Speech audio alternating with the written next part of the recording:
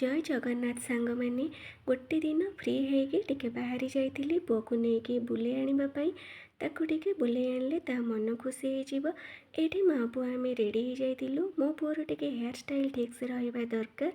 तापर आसी जाइए मामू पुआ और छोट पुआ आम पहुँची जाइलु फतेहगढ़ राम मंदिर रे। बहुत भीड़ थिला से दिन किंतु बहुत भल से दर्शन भी मिलला। सुंदर मंदिर बहुत सुंदर जगह से समस्ते बुलाबुली करने को जाउचंती। नना माने भी बहुत भल जो मैंने जाई नाहंती से मैंने जातु बुलाबुली करके आसबे बहुत भल लगिबो। आ मंदिर जे भी मु प्रसाद खाइबिनी एटी बसी जाइली प्रसाद खाइबापी।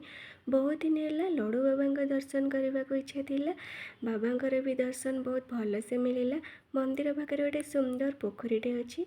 लास्ट आम जाइलु माँ वैष्णोदेवी दर्शन करने ता भितर तो पूरा अलग अलग लगुला। Thank you for watching.